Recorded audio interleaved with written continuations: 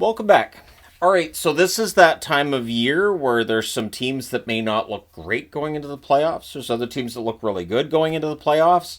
And the power rankings can kind of be in flux. In fact, I had to go over this tonight, and there's definitely some guesswork here. There are teams that are resting players, and I have to take that into consideration, but I have to take into consideration their overall play and everything. We'll start at the bottom, though, because that's how this works. At number 32, dropping one spot from last week, is Boston. The Boston Bruins playing out the string, and as a fan of the team, I am rooting for them to end up with a pretty good draft pick. I know that this year's draft is not considered to be, like, fantastic, but still, if they're drafting in the top five, that's a pretty good prospect right there, and Boston needs that. So they're number 32 this week, because number 31, Chicago. They gave Winnipeg all they could handle tonight. Then the question could be asked about how hard Winnipeg's playing and all that. But yeah, Chicago moves up to number 31. I'm a big fan of the young players that have come up. Moore, Rinzel. I've talked about Nazar on the channel as well, and he's become my favorite Blackhawk at this point. So yeah, I think Chicago's going to be a good team next year. I'm not saying playoffs, but I think maybe around where Anaheim is right now, that kind of thing. But yeah, they move up one spot. Number 30, same spot as last week, San Jose. Sharks playing out the string. They have some good young players as well. And I would think next year at this time, Chicago and San Jose should not be in the bottom three. That would be nice. It feels like this is where they've resided a lot over the last, 4 years, 5 years? So be nice to see them improve. Unless you dislike Chicago and San Jose, in which case you'll be like, yeah, I liked it better when they weren't any good. Number 29, same spot as last week as well, Nashville. So there's not a lot of movement at the bottom of the board. These teams at the bottom of the board are pretty much set. Nashville's actually settled into 30th overall. So 32nd overall right now is San Jose, 31st is Chicago. Nashville's guaranteed 30th, so they're guaranteed a top 5 draft pick themselves this year, which they need. They absolutely need that, and we'll see what else they do this summer, but they're going to get a top prospect in this year's draft. Number 28, and they moved up, but they moved back down. So during the week, Philadelphia did move up at one point. They end up getting passed actually today. So I'll just show you number 27 is still Seattle. So coming into today, Philadelphia was 27th and Seattle was 28th, but Seattle gets that shootout victory today, and for Philadelphia, they get a shootout victory as well over the Islanders. I swapped them. It's towards the end of the season. I'll be doing one of these again on Thursday, once we get the season officially done. I don't know how much movement there's going to be on Thursday, but the team that's number one in the power rankings should be the team that I'm picking to win the Stanley Cup, you would think, but we'll see. At any rate, number 26, also in the same spot as last week. So I apologize for the predictability of this, but I swear these teams move up and down during the week. It's just Saturday night, they're back where they started.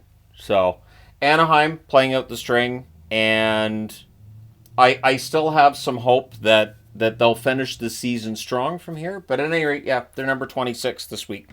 Number 25, movement. There's actual movement here. Dropping one spot from last week is Pittsburgh.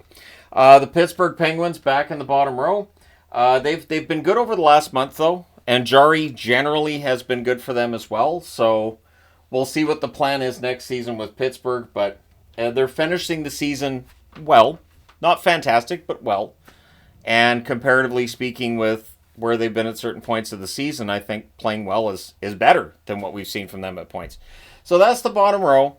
We don't usually see a lot of arguments with the bottom row. So we move into the next row where arguments start to show up. Dropping 6 spots from last week to number 24 is the Rangers. They just, outside of that thrashing they gave the New York Islanders, they just didn't look all that interested. They just didn't. And today Carolina beats them 7-3. And yeah, the Rangers season kind of ends with a thud.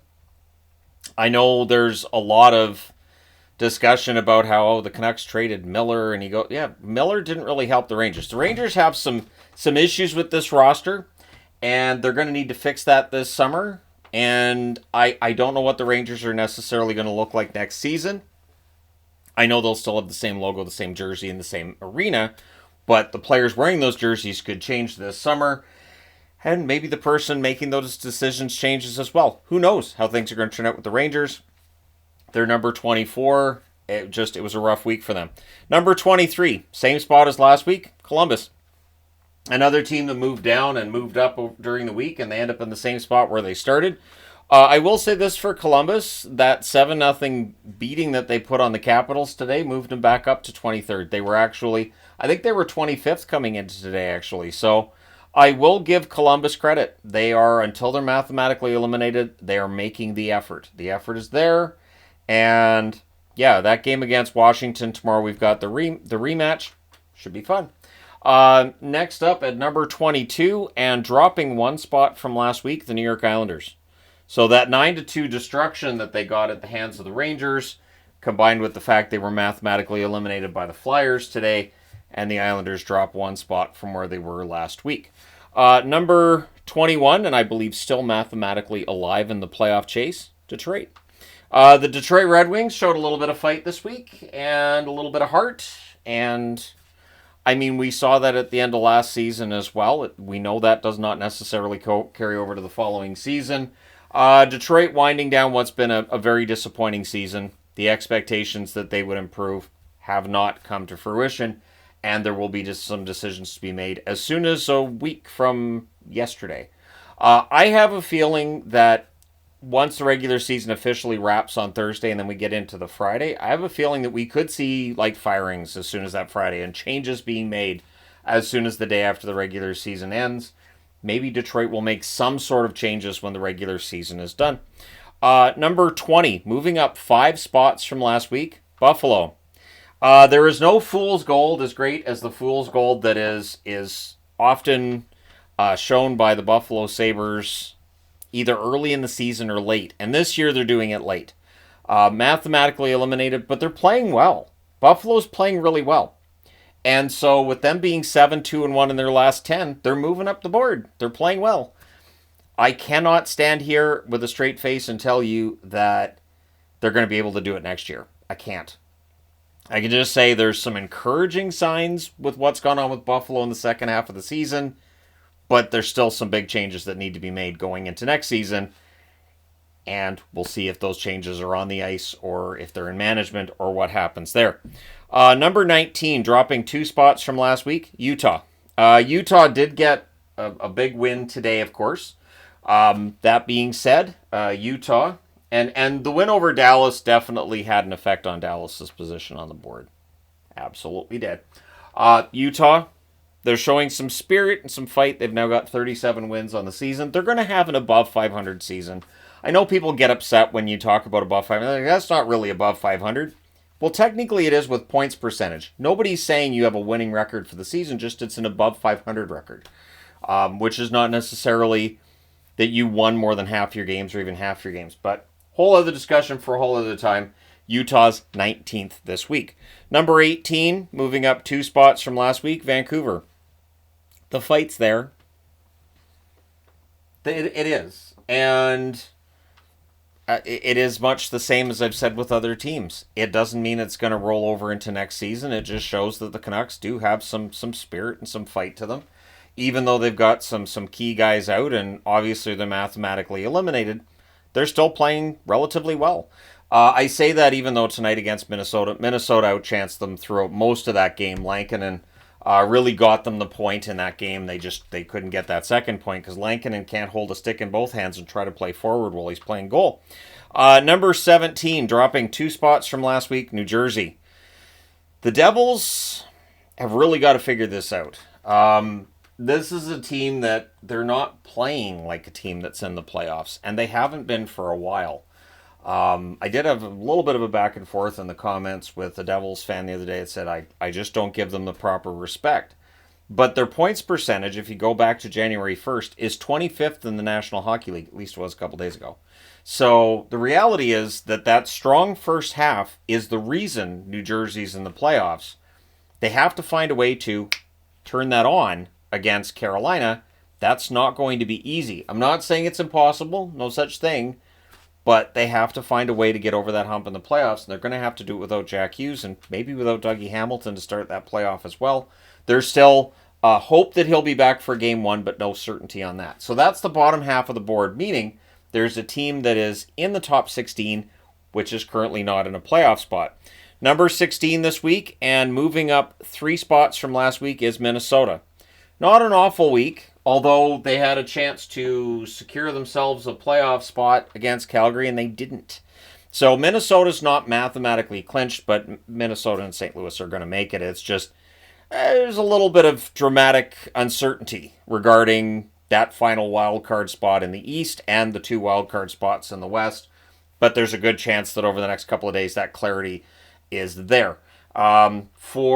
Let's see, Minnesota, obviously they played back-to-back, so they don't play tomorrow, but Calgary has a game tomorrow against San Jose. If San Jose pulls off an upset victory there, that could do the work for both Minnesota and St. Louis. Speaking of Calgary, they are number 15. They move up 1 spot.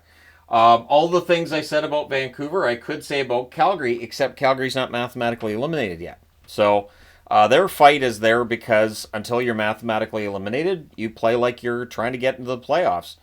Same thing Columbus did today against Washington, right?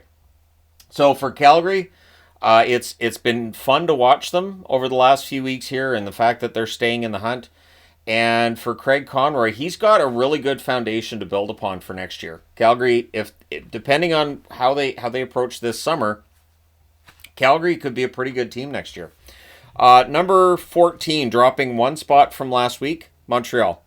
Mildly concerned with Montreal, sure. They seem to be starting to have a bit of a downturn here, but they're going to clinch a playoff spot. It's just a matter of, which game they end up clinching that playoff spot with. They don't play tomorrow. Teams beneath them that are playing tomorrow, I'm just looking at the preview board that I did earlier. So the Islanders are already out. Yeah, we're not going to get any clarity on the East with tomorrow's games, although if Columbus loses in regulation, right? So, Montreal playing out the string, probably not playing as well as they would want to. Dobesh stole a point for them tonight as well. So, Montreal just being in the playoffs, though, I think is a win for them. Number 13, moving up 1 spot from last week, Florida. The Florida Panthers have started to trend in the right direction. I didn't bump them up after that game against Buffalo today, because it's Buffalo and all that. But Florida does feel like they're trending in the right direction, and it started with that game against Toronto. They controlled that game. They played very, very well in that game. And it feels like now with Barkov back, they're starting to round out. This could be like last season. Last season, Florida, I don't think they were that high on the power rankings. I know it was, 2020 that Tampa wasn't that high in the power rankings, and then they won the Cup. This is why I say this is regular season. Playoffs are a completely different beast. Florida could show that again starting a week from tonight. Number 12, same spot as last week, Ottawa. The Sens are playing well, getting ready for their first playoff appearance in a very long time. I'm excited to watch them play. I cannot wait. That's going to be awesome. I'm honestly, legitimately excited to see Ottawa back in the playoffs. My mother even put up something on her Facebook account saying Ottawa's in the playoffs. I think she said Vancouver isn't. I think it was Vancouver she said isn't. And she said that is all. I'm thinking she makes a valid point. So, yeah, Ottawa's in the playoffs, and I'm very glad that she's happy about it. And she has jerseys I bought her and sweatshirts I bought her and all kinds of Ottawa Senators swag I've bought her over the years for a time like this. So maybe they do something in the playoffs as well. Number 11, same spot as last week, Edmonton. The Oilers, really, in all honesty, I have no idea what to expect from them come playoff time. So them being 11th kind of works because they're not towards the bottom of the teams that are in the playoff chase. They're not towards the top. I have no idea. Like, is Draisaitl going to be healthy? Is McDavid going to be healthy? What's the goaltending going to look like? Is Pickard going to be the starter then for game one? Is Pickard going to be a goaltender that if they're playing on the road in LA, is that going to be enough? And so I do have a lot of question marks around the Edmonton Oilers at this point. And so they stay number 11 this week. Number 10. This is where the drops start. Dropping 4 spots from last week, Washington.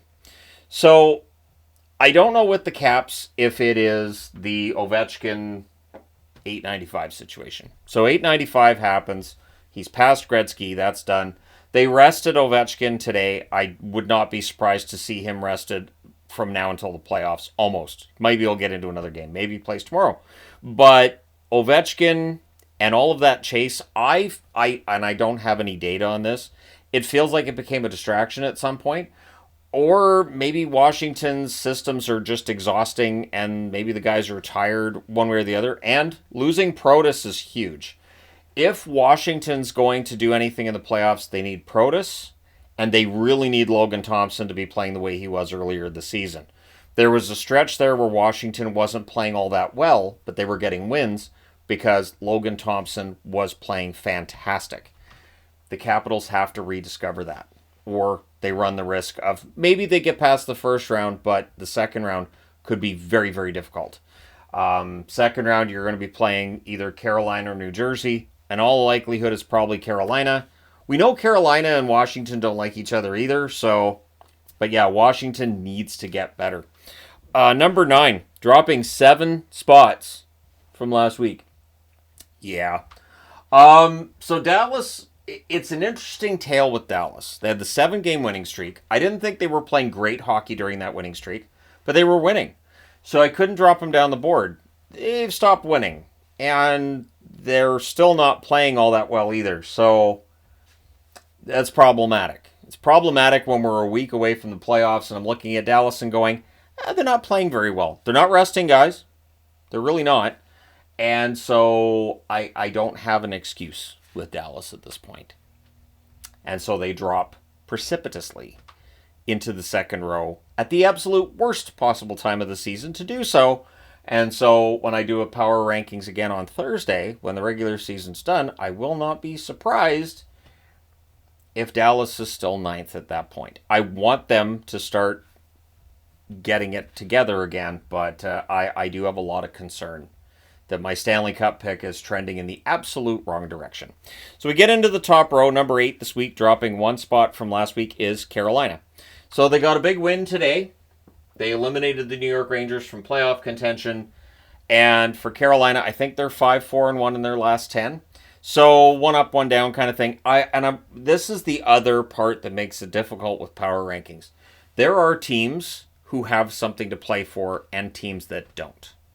And for the teams that don't have a lot to play for, like Dallas was trying to chase down Winnipeg, but did the players in the room really have this idea of we need to win 10 in a row and catch Winnipeg? I don't know if they did.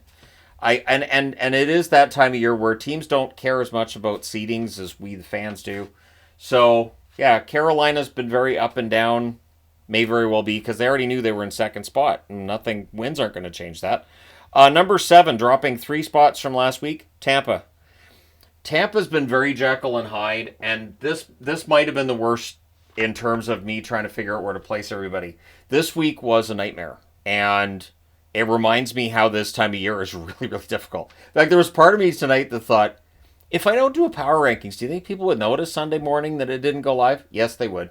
And I do have a duty to go through and figure this out. But Tampa Bay dropping to 7th.